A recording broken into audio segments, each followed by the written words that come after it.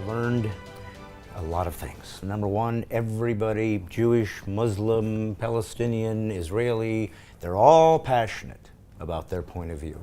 But we certainly have lots of different conclusions or perspectives on the same issue. So I'm excited that I have a rabbi, because my understanding is if you lie to me, you go to hell.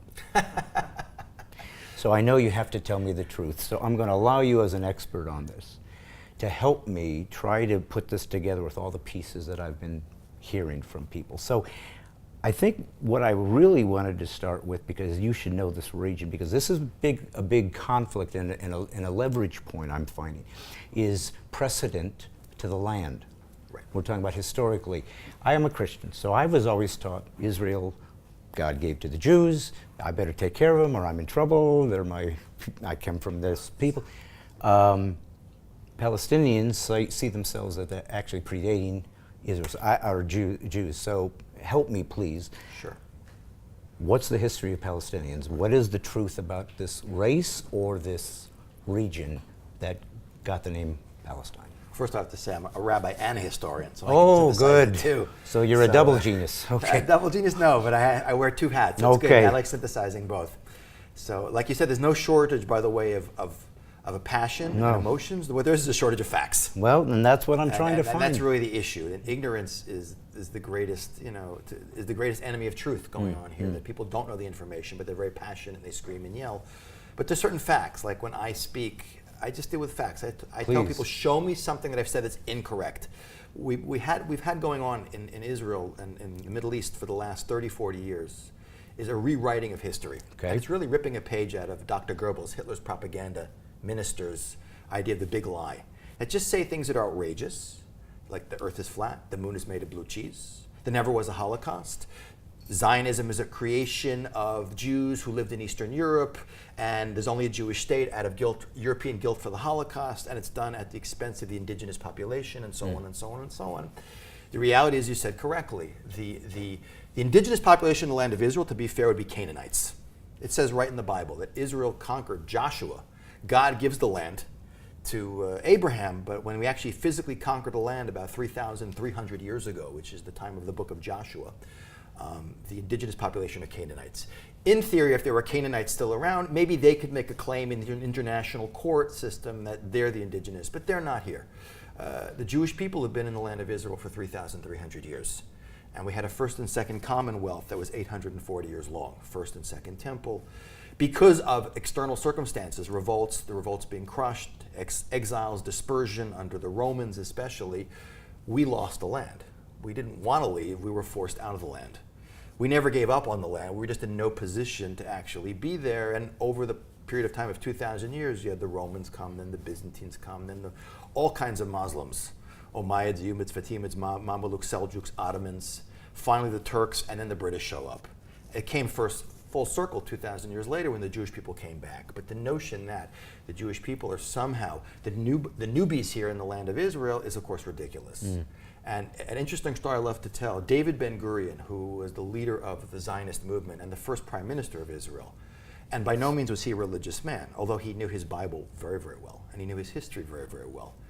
When the British were trying to figure out what to do here before World War II, in the Peel Partition Plan, one of the many plans, Sykes-Picot, Peel, there were so many, the list goes on and on. He was dragged before the commission and said, like, where is your document of ownership for the land of Israel? Firman was the word used. It's an Ottoman Turkish document for. And Ben-Gurion, the secular Zionist, holds up a Bible and he says, the right to the land of Israel isn't derived from the Balfour Declaration or from the British Mandate. It comes from the Bible, written by the Jewish people in the land of Israel. The right to the land of Israel is as old as the Jewish people themselves.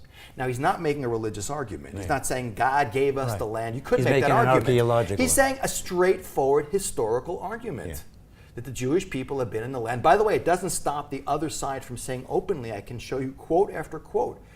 Even post-Oslo, when both sides were supposed to agree, Palestinians and Israel, that they both have historic and religious connections to the land and specifically to Jerusalem, even though they're supposed to recognize that with that Oslo Accord, you'll openly said by Palestinian political leaders in their textbooks, in their maps, by their archaeologists, by their religious leaders, that there never was a Jewish people in the land of Israel. They'd even say things like, Palestinian archaeologists, 100 years of digging in the land of Israel has never unearthed one piece of archaeological evidence to support there was ever a Jewish presence here. There never was a temple in Jerusalem. Everything old is the old Al-Aqsa Mosque. I think it's funny because, of course, if you saw the Jerusalem Post on Friday, they just found the seal of King Hezekiah, who was one of the great kings of the First Temple period, with his name, Hezekiah ben Achaz. It's right there on the document. And there's literally hundreds of thousands, if not millions of pieces of archaeology and history. It's an undisputed fact that the Jewish people were the indigenous population here. We predate the Muslims. Joshua came into the land of Israel with the Jewish people 1,900 years before Muhammad was even born. Fact. So you're saying they are denying the history, or they're simply trying to rewrite the history? They're rewriting it. Okay. They're completely I mean, this is rewriting it. document. This is their words. It's there, and you can compare that to actual documentation through the Bible, through archaeological digs. And it's not an opinion. That's the problem. That's your opinion. No, they're facts. There are actually things in this world that are facts that you can verify, that are true, that you don't. But people don't want to look. They just want to listen, and whatever they feel is how they think. I've heard them say they were related to the Philistines, or Another point that okay. people, where does the term Palestinians come from? So we know that there was if you look in the Bible, there's a group of people called the Philistines. Yes. The Philistines, we don't know their origins. Everyone pretty much agrees that they came from Greece. They migrated, they're immigrants too. They migrate across the Mediterranean. Possibly, there's a lot of theories. There was a huge volcanic explosion on the island of Thera 3,600 years ago. What's left of the island of Thera is the island of Santorini today. It destroyed Mycenaean civilization. So there may have been waves of Philistine immigration from what is the area of Greece to the coast of Israel. And it says the Philistines were in the land at the time of the patriarchs, Abraham, Isaac, and Jacob. And we're fighting with them in the Bible. You see that in the time of the judges, they're like Samson and the Philistines. Yeah. They're there. What happened to them? So they're not the indigenous population either. They migrate over. They live on the coast. During the early Iron Age period of Israel, which is Judges and the First Temple period, we're fighting with them, and they're pushing us up into the mountains, pushing us off our own land. And there's constant battles. King Saul is killed fighting the Philistines. David fights. Everyone's fighting them. They disappeared 2,500 years ago. The Assyrians, who were the great world power, basically conquer the Middle East and move everyone around, including exiling the 10 tribes in the north that are today known as the 10 lost tribes, and the Philistines disappear from the face of the earth. So they're gone. We don't know what happened to them. The term survived. And we get through history, Greek and Roman writers talk about them as an ancient people, and the terms carries all the way into modern times, the last few hundred years. Well, the area was called Palestine. There was no people called Palestinians. The area was called Palestine. That's what I was trying to get at. It was naming a region, so anybody that was there was a Palestinian. But there's no ethnic race of I don't know. A really important point here, because how did it become Palestine, not Israel? Because the Jewish people, the Romans occupied the land of Israel for centuries, from the year 63 BCE, straight through for hundreds of years after, when Pompey shows up. Jewish people rebelled more against the Romans than any other people in the history of the Roman Empire. There were 3 revolts in the space of 70 years, starting with the Great Revolt of 67 to 70, which led to the destruction of the temple, a war called Kitos's War, and then the greatest revolt in the history of the Roman Empire was called the Bar Kokhba Revolt from 132 to 135 CE, which took all or part of 14 Roman legions to crush. Huge revolt. At the end of that, the Romans were so fed up with the Jews being rebellious, they decided, we've had it, we're getting rid of these people. We're going to make life for them hell, and we're going to rename every single town and city non-Jewish names. We're going to cut the Jewish people off from their connection to their land, because that would normally lead to the extinction of a people. Throw them out, cut them off, they're going to be gone. They renamed Jerusalem, where Jews were banned from living in, Aelia Capitolina, after the Roman Emperor Hadrian. They renamed the city of Shechem, up north, where Joseph is buried. They renamed it Naples, which is actually from the Greek word Neapolis, new city. It's interesting, today it's called Nablus. Interestingly enough, in Arabic, there's no P sound. Palestinians can't say Palestine, by the way. They'll say Palestine. So that's why Banyas is Banyas and not the city of Panyas, named after the Greek god Pan. So here the Romans are renaming the country to cut the Jewish people's connection off from the land, to have them disappear. So they did it. And it's amazing how, fast forward to the 20th century, where that name carried all the way through Palestine. By the way, the only people to use the term Palestinian pre-1948 were Jews. My wife works for Patra Travel, Palestine travel agency, established 1936. El Al's original name was Palestine Airways. The Jerusalem Post charter name is the Palestine Post. So the Jews were using the name. The Arabs called themselves Arabs. Only in the mid-1960s, Ahmed Sukkari, when we're talking about the PLO, the founding of Al-Fatah, they realized to win the hearts and minds of the West, we have to reorient the conflict from, teeny Israel surrounded by all these Arab states, a matchbox in a football field, to giant Israel oppressing the indigenous Palestinian population. And that will pull the heartstrings of especially a lot of people in Europe and America.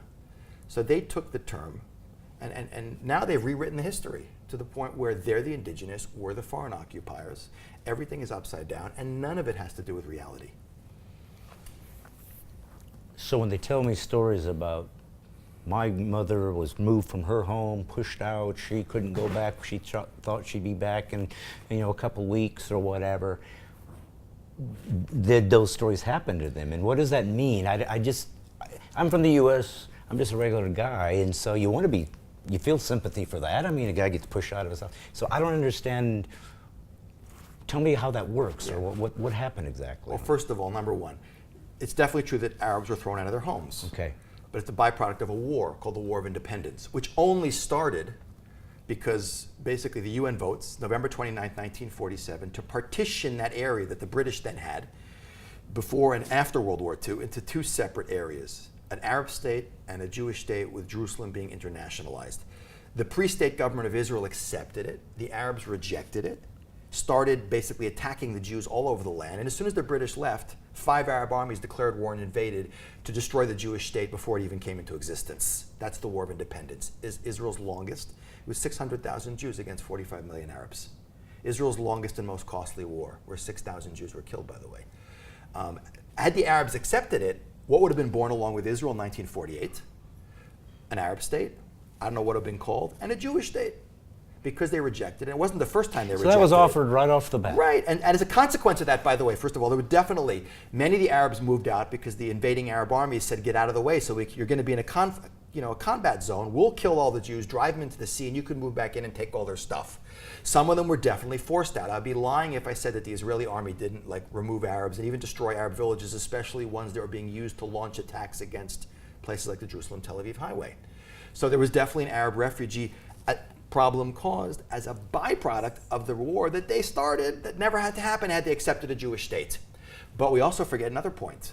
And we don't know how many Arab refugees there were. Let's say take the number 500,000. They told me 750,000 was the last That's number. probably the high number. It's probably more like 500,000. But we do know is at least 750,000 Jews living in Arab countries who weren't fighting wars, who were living peacefully as citizens, were expelled or driven out of those countries. So what you've had is the largest ethnic cleansing that's taken place in the Middle East in the last 100 years is the destruction of Jewish communities in Arab countries, many of which predated Islam the way that Jews lived for 1900 years before any Muslim ever showed up in the land of Israel. That problem is completely overlooked. The billions of dollars of real estate and businesses and property and the suffering that they went through is not dealt with. Why? Because Israel absorbed them all and took them in. That's the Sephardic Arab Jewish population of Israel today. Meanwhile, the Palestinians have been left festering, not talking about Israel, in places like Lebanon and Syria to use as a whip to whip Israel with and delegitimize Israel, and they're the only refugees who maintain the status of refugees 4 generations later. And the population keeps expanding. But there have been tens of millions of refugees since the end of World War II. This is the only issue that needs to be dealt with. That UNRWA, the organization that deals with them, receives more money from the UN than all other refugees and issues in the world combined. It just shows how completely distorted everything is in this conflict. And we're only getting one side of the picture. That Arabs suffered, sure, but Jews suffered. That's the way it worked. That's the reality. Are you referring to the missiles that were in Gaza? in the house? They were stored in UNRWA facilities. Okay. Okay. And that wasn't, of course, the bigger, before you're attacking Israel we know that's the strategy of Hamas. Hamas's strategy is to deliberately maximize their own civilian casualties to get support. So obviously, it was that question that I asked him that he probably just forget it. He didn't want to talk about pissed. that one. Yeah, of course, because you nailed them. Because we know there was a fact that they were storing weapons in their facilities. Yeah. So when I spoke to the United Nations representative, I'm seeing an objective observer whose job is to be to be neutral. That's what they're supposed to be. Here's evidence. Let's weigh it and let's try to be fair. You're saying that's not necessarily the case. Tell me how you see the United Nations in relation to Israel. I mean, first of all, the UN as an organization in general does a lot of good work in the world. When we're dealing with the General Assembly, for instance, it's basically become the thrashing ground for Israel.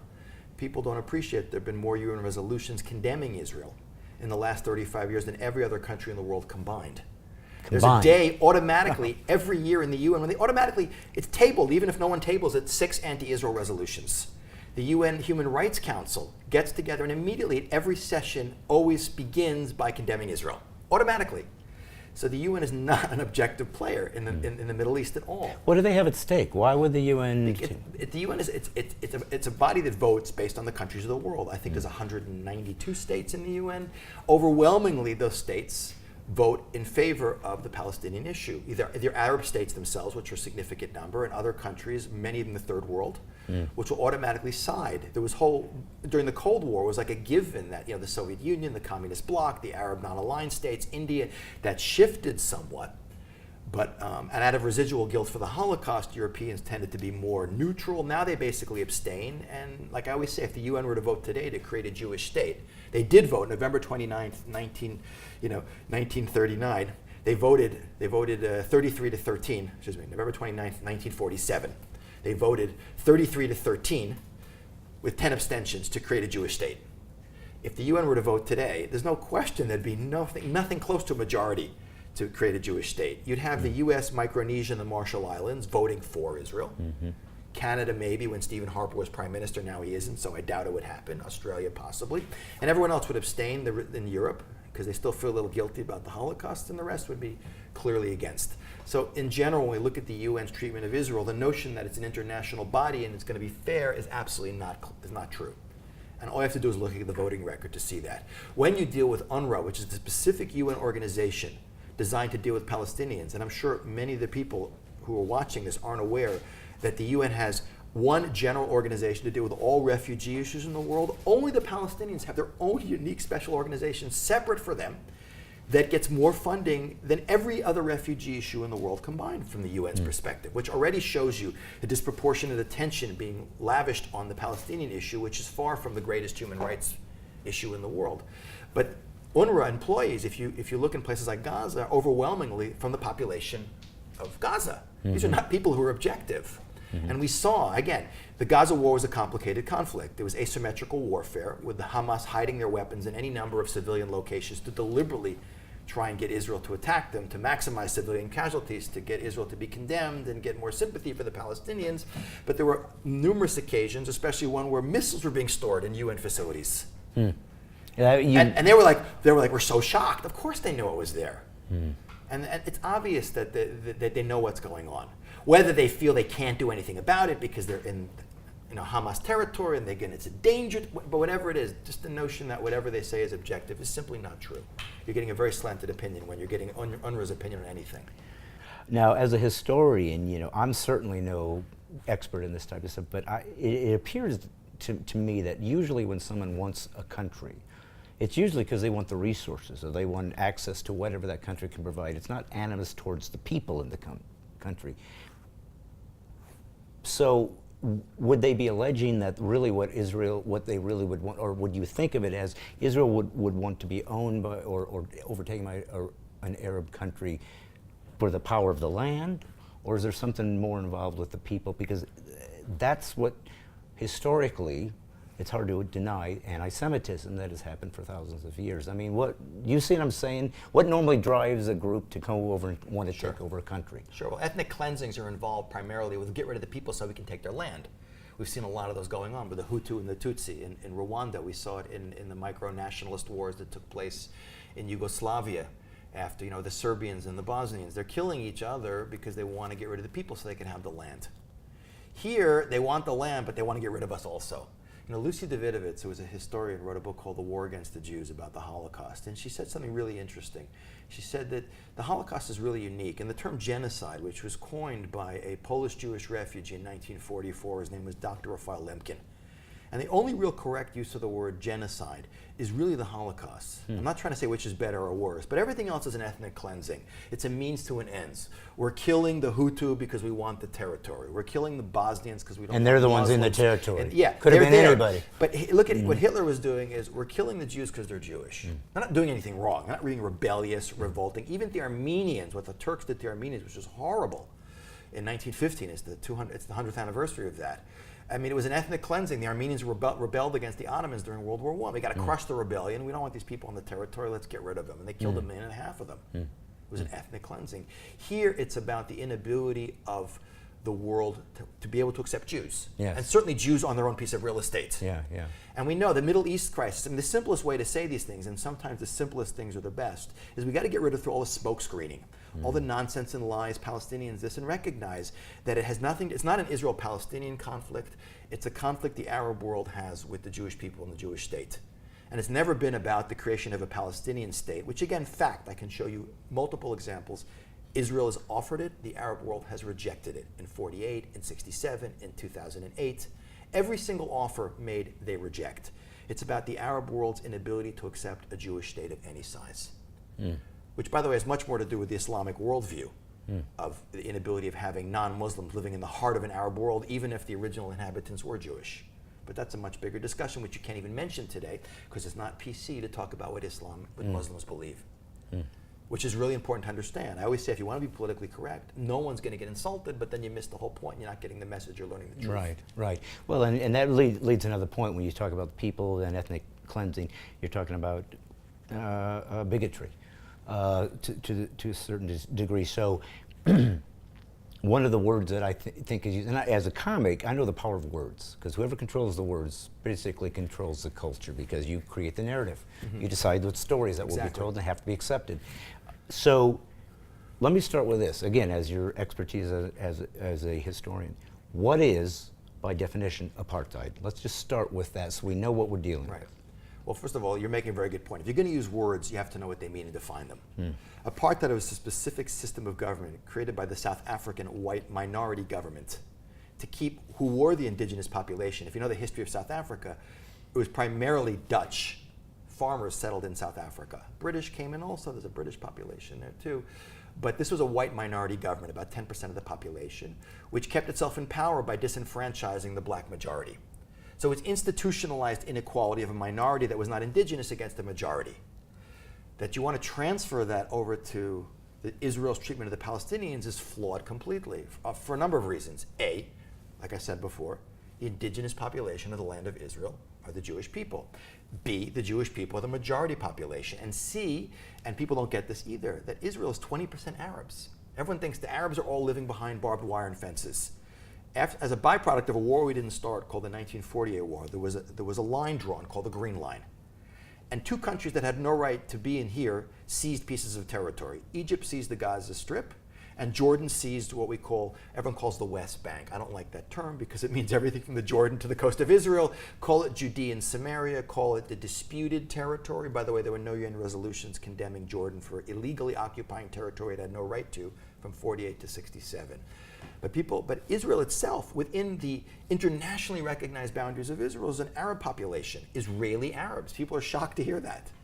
And they're Israeli citizens. They have the same identity card that I have. They have the same rights. They vote. Are there issues, social issues, minority issues? Yeah, but it's not apartheid. They have a right to vote. The only difference is they don't serve in the army, the vast majority of them, because it's viewed as a conflict of interests. But they're not confined anywhere. They can live where they like. I was told that the Gaza Strip is a prison. The Gaza Strip is not the same territory. We're dealing with first Israeli Arab population. So first of all, already the apartheid analogy doesn't hold, because you have an Arab minority population, who are citizens, who vote, who are free to travel, who can live where they like. And so do there's nothing that you could point to and say this is an apartheid-like. There's no toilets like in Jim Crow South, whites only, Jews, Arab, that kind of stuff. No, you don't have that. It doesn't exist. Are there social issues? Is it perfect equality? Of course not. Do the Arabs not integrate in Israeli society? It drives me nuts. One of my big pet peeves is I wish all Israeli Jewish kids learned Arabic from the first grade. I think that would be a game changer. So you're saying from an Israeli point of view, that's some things that you feel they're not doing properly. Yeah, I'm not saying it's a perfect system. I'd be lying if I said. But at least it's being honest. I mean, that's what we're trying. Right. But then there is this whole population that are called Palestinians, who've adopted the title basically since the 60s.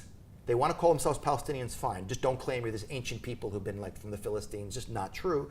But they're sort of in limbo because they never allowed a Jewish state to be created, and because of all the wars and their inability to accept any offer Israel makes, they now live either in an area that's been controlled since 1993 by the Palestinian Authority, which is that Judea, Samaria, West Bank, disputed territory, or by Hamas, since they fought a war and threw the PLO guys out in 2005, they chucked them out. So there's actually a two-state solution. There's a Hamas-run state in Gaza, and there's a Palestinian Authority barely-run state in Judea and Samaria.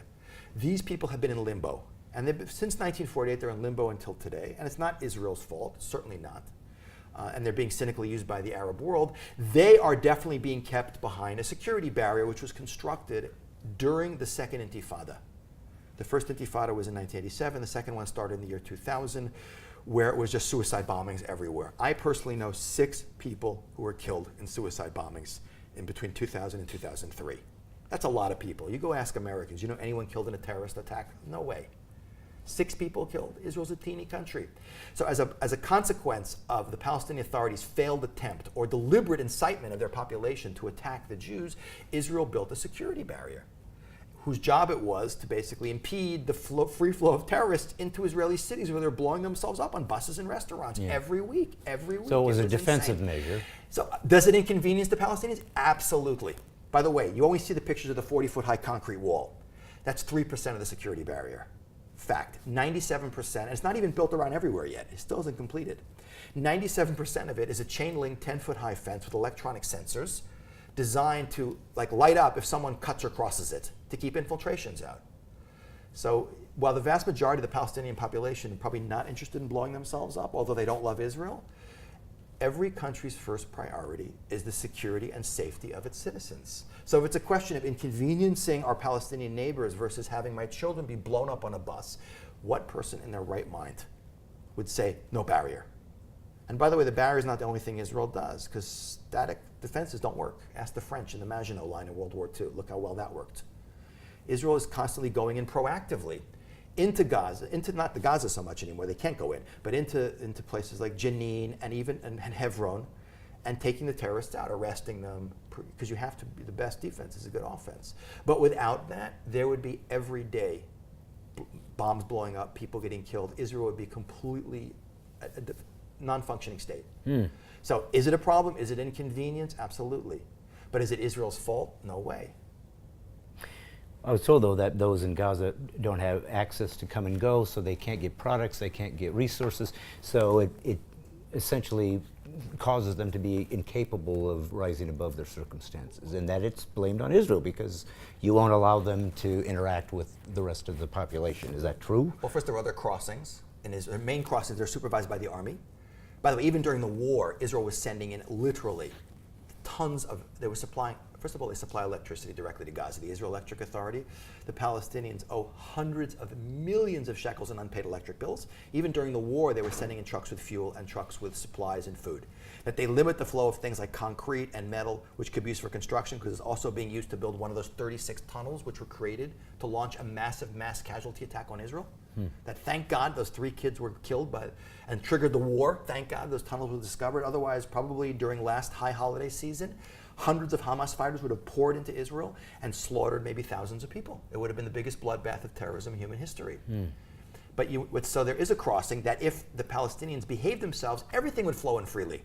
If Israel were to allow free access to an airport, which they built, which doesn't operate, or you just have bombs and money for terrorists coming in, because Hamas openly calls for the destruction of the Jewish state, has fired tens of thousands of missiles and rockets randomly on civilian population.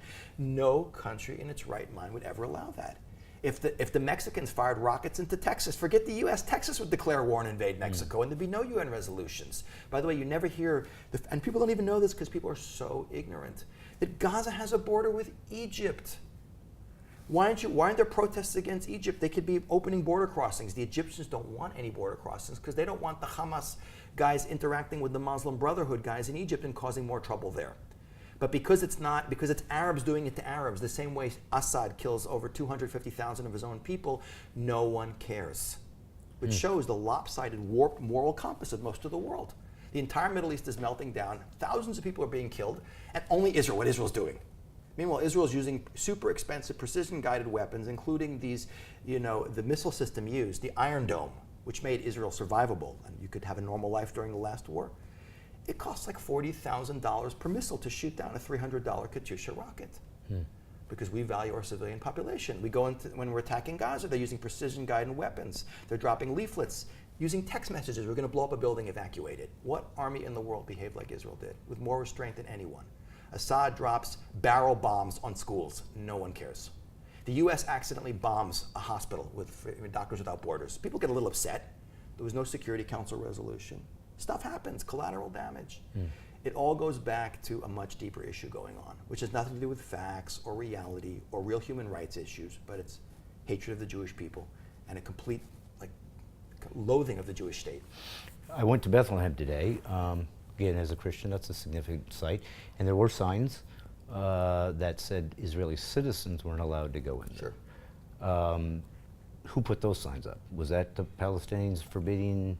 As you cross, it's Israel because it's dangerous. I know Israeli citizens who do go in. I have tour guide. I'm a tour guide also. I have tour guide friends who take groups to Bethlehem. You got to be careful. But the reality is, as you can see, if you walk I just didn't know if that was an apartheid No, sign saying we're not allowing Bethlehem, Jews in here. Another great example of a city that's a Christian, Arab Christian town. Arab Christians are being, there's a genocide going against the Arab Christians in the world.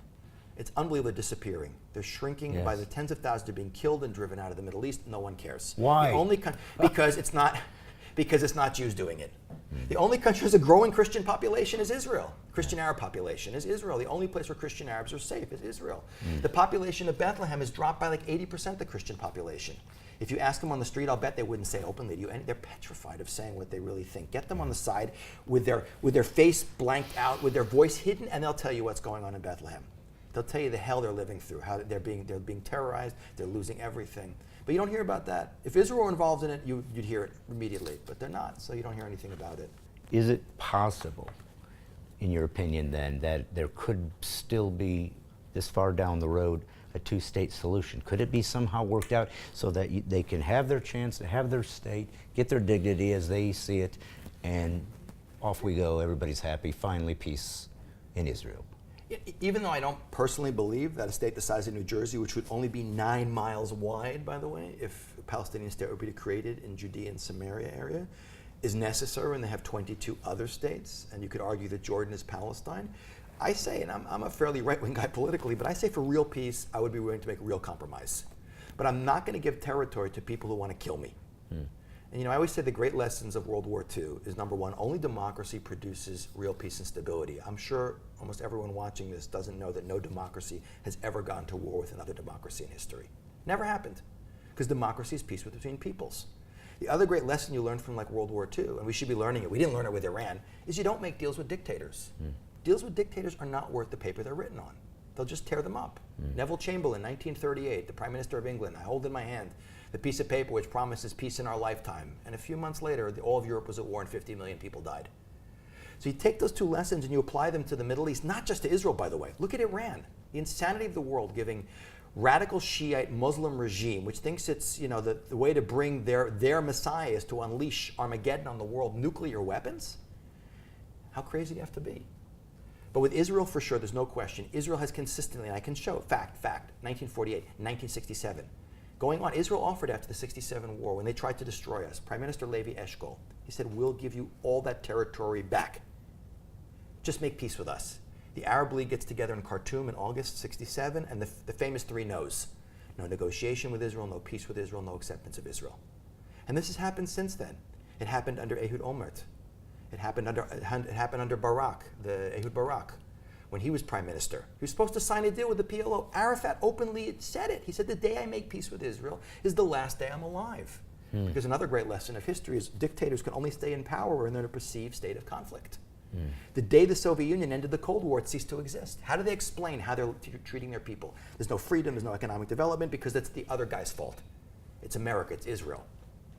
Okay, so we'll blame him. So they have to perpetuate the conflict. They can't accept a Jewish state of any size. It goes back to deeper things in the Islamic worldview that no one wants to talk about, but are right out there. The Islamic attitude towards non-Muslims. Fact, it's not a radical idea. It's called dhimmi, D-H-I-M-M-I. Anyone can look it up. non-Muslim monotheists are allowed, Jews and Christians can live in an Islamic world in an apartheid situation as second-class citizens paying special taxes, provided they know their place and live under the thumb of Muslims. They're not allowed to retake territory that Muslims controlled, like Israel or Spain maybe. They're not allowed to rule over Muslims. They're not allowed to have the same rights as Muslims. These are not radical Islamic ideas. So from a purely theological perspective, the creation of a Jewish state is not going to be acceptable. So until, in terms of the question of could there be peace, the Christian world had a very long history of violent animus towards the Jewish people. Yeah. But the Christian world kind of chilled. I think they chilled too much, by the way. I wish Christians in Europe be more Christian and have more values and willing to stand up for their values. You're But talking about because in Europe. in Europe. I mean, 1,000 years ago it was crazy. Violent Muslims screaming Allahu Akbar, fighting Crusader guys screaming Dus Volt, which is Latin for God wills it, and slaughtering each other. I'm not advocating that. But at least both sides were going to die for their beliefs. Yes. Now you have the Muslims being as radical as they were 1,000 years ago. But the Christian world is post-Christian saying we don't care anymore. We just want to be nice, like us. And that's not how you confront evil. But but this is what's going on is the Islamic attitude, the way I say it. I know I'm putting myself on film saying this. There are definitely moderate Muslims in this world. Yes. No question. There's not moderate Islam. It is not a moderate worldview. It's But isn't it attitude just the about- leadership, the small group of power-hungry, leaders, Muslim leaders that are controlling it? Because if they are moderates, and I've met them, I've talked to them here, like you said, I think they fear their own For sure they do. power structure, even though it's a small, because the fringe doesn't mess around. They go do what they want to do. Islam has definitely been usurped by the most extreme elements of it. Does it have to be that way? No. But unlike Christianity, it has not gone through this liberalization and democratization process. Go read the book by David Price Jones, The Closed Circle. And he's an Arabist. He talks about how the Arab Islamic world has been locked in this closed circle that has not progressed past the stage for 1,000 years. 1,000 years ago, the Muslim world was far more advanced than the Christian world. In the 8th to 11th centuries, I would have much rather lived in Spain as a Jew than lived in medieval Europe. The problem is Europe has gone through, the Reformation and the Enlightenment and industrialization and democratization. The Arab world is just stuck in this backward, violent state. And we happen to be trapped in the middle of it. Israel sits in the worst neighborhood in the Middle East. That Israel is so incredibly productive. Yeah. A free market, capitalist, open, free society. Democratic. In the worst neighborhood, democratic. Because they said you weren't. In the worst neighborhood in the Middle East, surrounded by all these totalitarian, non-democratic states that have no economic development, that are slaughtering their own population, oppressing their own people, hanging gay people, treating women like garbage. They don't care. They don't say anything about that. But it's Israel, the Jews. And it's a combination of so many factors, but one thing is clear. None of it has to do with the Israel-Palestinian conflict or Israel's inability to make peace. I mean, even people like Donald Trump just said, I'm not sure how serious the sides are for peace. I mean, nonsense. Israel's offered half a dozen times very serious proposals to basically make permanent lines, more or less along the 48 ceasefire lines with slight adjustments, and the Arab world and the Palestinians reject it every single time. Would a Palestinian state be democratic, you think? Would it be? No, we see it hasn't been. Abbas got elected for a 2-year term, and 10 years later he's still in power. That's my point.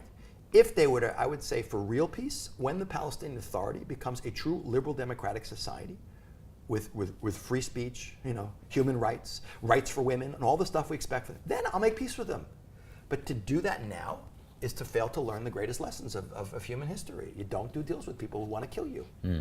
So even the Christians would not be treated well in a Palestinian... Of course not. Of course not. We know they're not. It's not happening now. Do some real investigative journalism and get some of these people on the side and hide their faces and disguise their voices. You'll hear exactly what's going on, the hell they're going through. So would you say the conflict then that in the Middle East is a result basically of the Jewish state of Israel? Do you think that's what's driving most of it?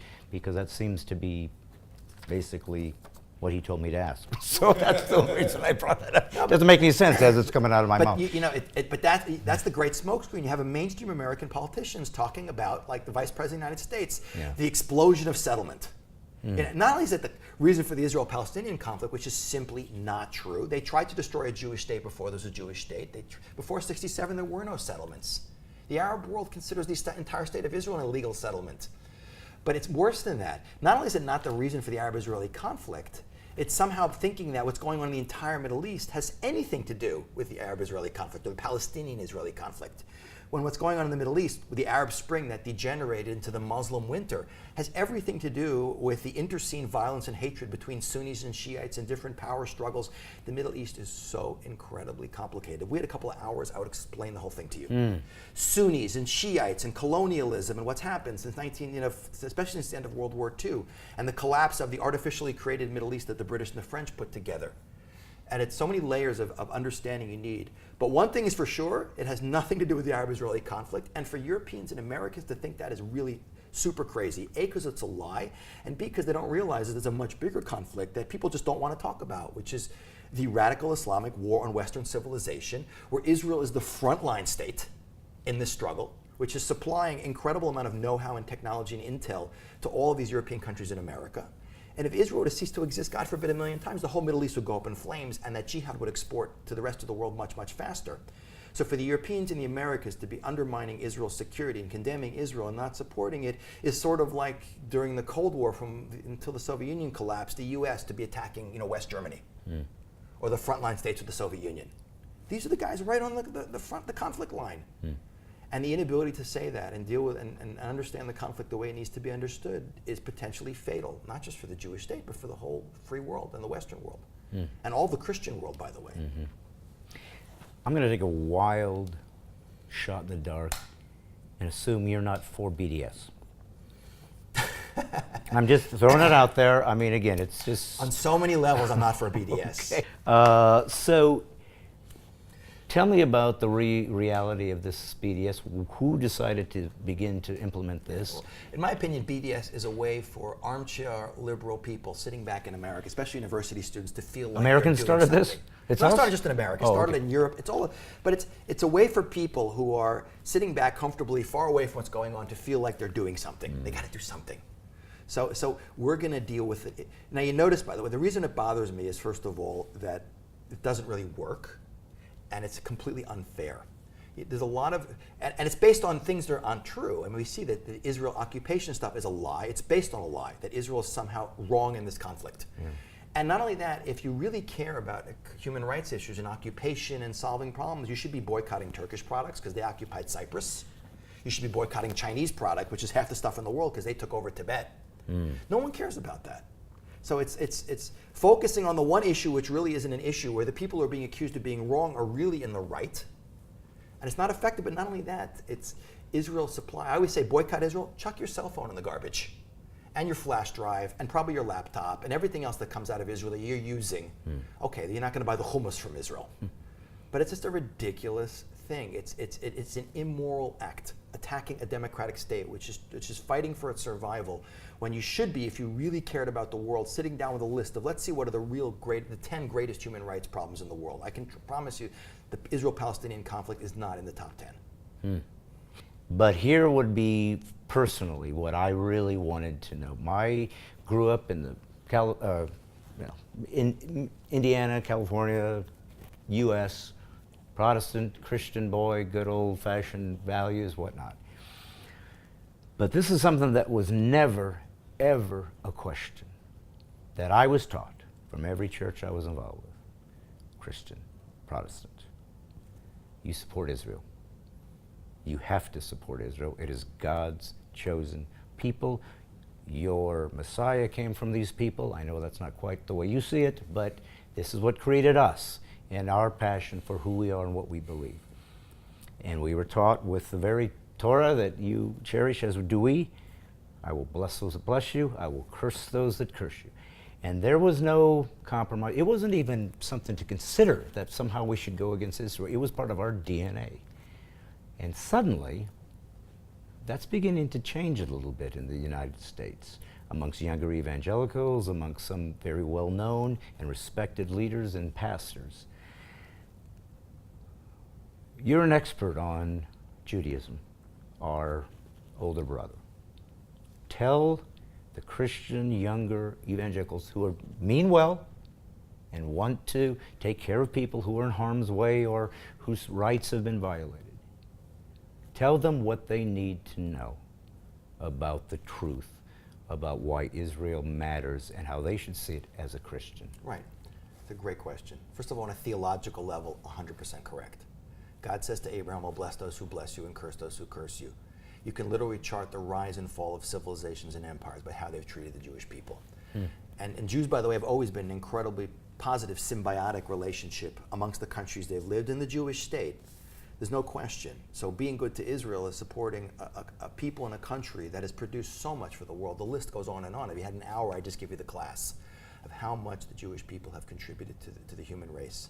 And so on one hand, we have a people and a nation, Israel. And again, go read the book Startup Nation. And there's all kinds of websites, all the amazing stuff that's come out of Israel. And so on a theological level, you know, I can show you. You mess with the Jewish people. But that's not necessarily going to convince them because good things came out of China. But I understand 100%. I understand that. But first of all, on a purely theological level, right, God says, you know, that Judaism and Christianity were related. We come from the same stock. Okay, there's a theological connection there. And what's good for the Jews is generally proven to be good for the world. And I always say it's sort of a test of your moral barometer, what you think about the Jewish people and what you think about the Jewish state. That's sort of an indication of where you're holding in terms of your values. But on a geopolitical level, also, it's recognizing that there's a big struggle going on here. That the Jewish people and the Jewish state are allies with the Western Christian world in the same struggle. We're being confronted by the greatest threat, which is, in my opinion, greater than communism in a lot of ways.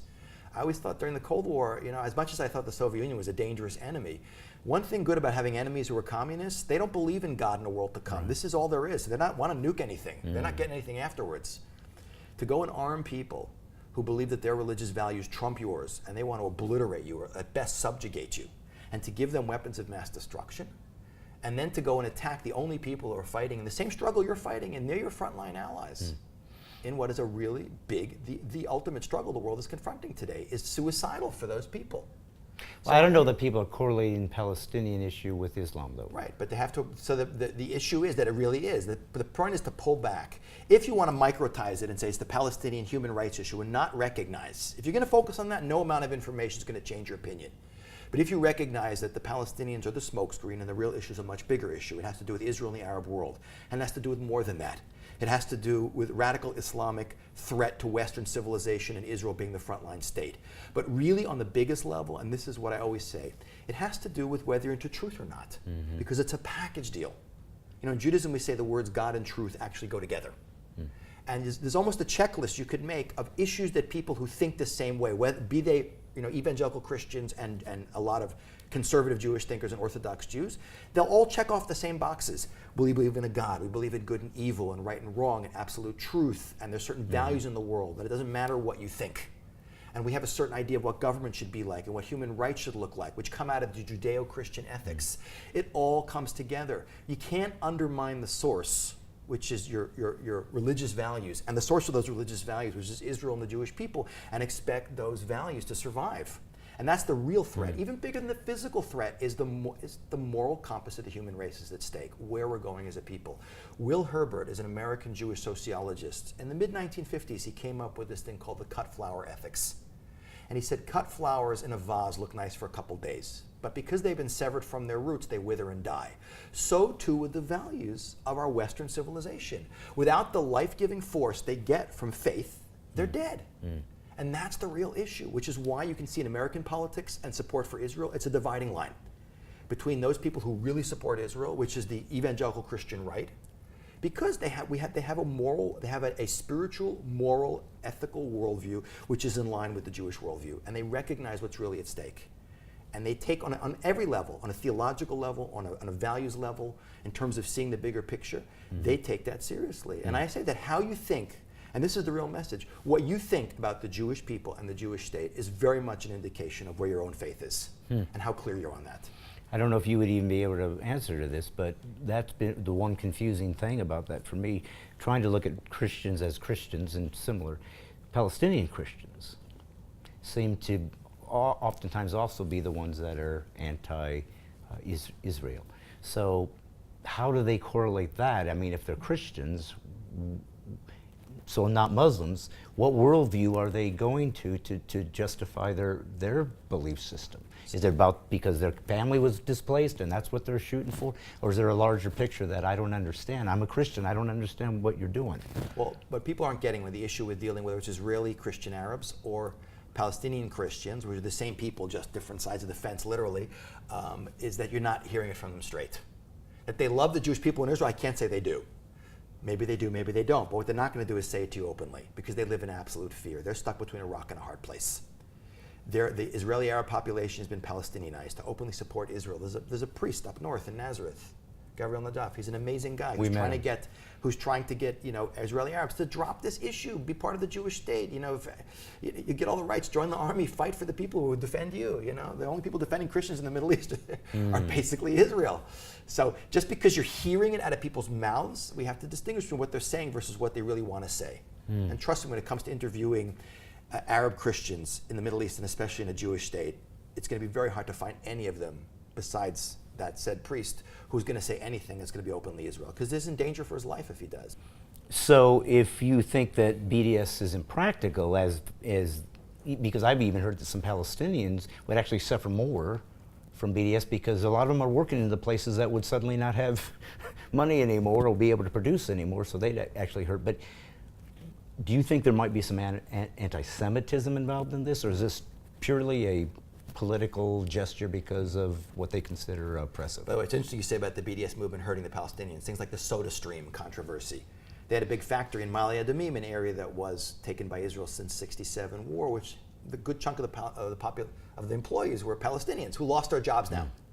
So in the misguided attempt to try and solve the problem, all they did was cause a lot of Palestinians to lose, families to lose their income. So it's very misguided in that sense.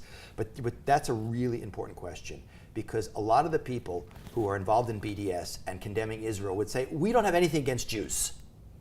And I'm not saying that everyone who's involved in BDS is an anti-Semite, but I will say two things. Number one, Israel bashing is the final form that anti-Semitism is taking in human history.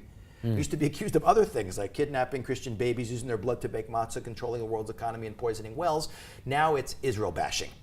But overwhelmingly, the same people who are claiming they have nothing against Israel, I think, harbor very strong attitudes that would be classified as anti-Semitic. And it's a smokescreen again. And it's created this crazy alliance called the Red-Green Alliance of radical Muslims with European leftists, especially people who normally should hate each other's guts. What does a left-wing gay activist with piercings have to do with some radical jihadi guy who'd be hanging him back in the Middle East? But for this issue, they'll put their differences aside. We don't like each other, but we dislike the Jewish people in Israel more. And of course, we don't have anything against Jews. They get outraged. I've had so many interactions with left-wingers. It's, like, I have nothing against blacks. Some of my best friends are black. Nothing against it's only Israel. And I'm saying in many of the cases I found that they harbor very negative attitudes towards the Jewish people in general, and much of what we think is just purely caring and a desire to help the world is really being pushed by attitudes that have much more to do with a negative attitude towards the Jewish people and the Jewish state. Well, first of all, it's not just a Jewish thing. There's that movie Django Unchained, we see with Samuel Jackson playing it's like a classic example of being more white than the white guy. It's not just a Jewish thing, but we see with Jewish self-hate. Like I say, when Jews care more than other people. It's in the Jewish spiritual DNA from Abraham onward. So, but when a Jew doesn't have the Jewish software, the connection to Judaism, he just has this, which is why, by the way, Jews are 3 times more likely to be liberal in America than anyone else. Because and Jews they will always gravitate towards the form of government they think will take responsibility for the world, which is progressive left-wing governments. Those are important to us. So Jews always care, but when Jews have the Jewish drive and the caring without the proper software, then they will often be driven into things that are value systems, movements, causes that are antithetical to Judaism. And because they also want to be loved by everyone, and because Jews are such universalistic people. We're always top down. The whole thing is Isaiah, the whole world getting along in lions lying down with lambs. So when a Jew wants to really work his way into the non-Jewish world, one of the best ways to do it is to just show that he can be more against his own people, because you might think they have dual loyalty. Jews always suffer from this incredible fear of dual loyalty. And they go out of their way. Forget being fair, I'll be even against my own people, against my own state, to show you that my moral agenda trumps anything that could be considered selfish, which would be whether it's voting for a conservative, because the Democrats are going to spend more money on poor people. Okay, I'm a wealthy Jewish family, but I'd be selfish if I look for my, so I'll vote for them. Or to vote for Israel because of my Jewish affinity, because it's the Jewish state, when it's really a bigger human rights issue. Be putting my Jewish tribalism ahead of a human rights issue. So it's just misguided Jews who are very dangerous because often they'll be the most strident anti-Israel people. Almost all the academic boycotts anywhere in the world today are being organized to boycott Israeli academic institutions, which ironically are the #1 source within Israel of delegitimatizing Israel, is university campuses. All those academic boycotts are organized pretty much by American, European, Australian, South African Jewish professors who care but don't have the clarity, and that's a dangerous combination. So it's not without accident that the day that the European Union officially decided to label Israeli products from the territories as Israeli products from the territories, what happened to be the anniversary of what was Kristallnacht, which was November 9th, 1938, which was the date in Nazi Germany when the Germans unleashed open violence against the Jewish people in Germany, destroying almost all the synagogues, killing many Jews, imprisoning over 10,000. It's testing the waters to see what we can get away with. And by the way, the greatest indicator, I'm sure some of the people watching this program are thinking, no, it's Israel. The reality is there's a direct correlation between spikes in anti-Semitism around the world and the situation in Israel. Whenever there's a war going on, Gaza, Lebanon, there's massive explosions of anti-Semitism in the world. Jews being attacked in Paris and even in the States. Huge rise. And I'm not saying everyone is suddenly an anti-Semite and attacking, but it shows you that there's a much bigger thing at stake here. That while you don't live in Israel, you Jew living in California, really I recognize it's something a lot more to do than just this little Jewish state in the Middle East. There's something going on that has to do with the Jewish people, their role in history, and the much bigger issue of what ultimately drives anti-Semitism in the world. That's something that's incontrovertible, by the way. You can look at the ADL, Anti-Defamation League statistics on spikes in anti-Semitism, and look at the last Lebanon war, and look at the scenes when the people were trying to attack a synagogue in Paris, and ask yourself, what's the connection between a synagogue in Paris and a war in Gaza? The connection is these are two things that are involving Jews in the world. So there's no question. I say it's the last form that anti-Semitism is taking in human history is the delegitimization of the Jewish state and the Jewish people in the land of Israel. It matters to me. It matters to me as a Christian. I came here for the first time. I met Jewish people. I've never had any thoughts available anyways, but I felt my own coming home. I felt my own sense of there's a deeper lineage here spiritually to me and my people connected to this place, and so I appreciate what you guys do, your strength, your courage. We're still fighting to help you, but I wanted to make sure we were fair, that we were looking at it objectively, so that when the information goes to the people, they can judge for themselves, they can choose for themselves, but at least the truth was displayed to them, and now it's up to you. You're going to have to face God someday, so make the right choice. Thank you, sir.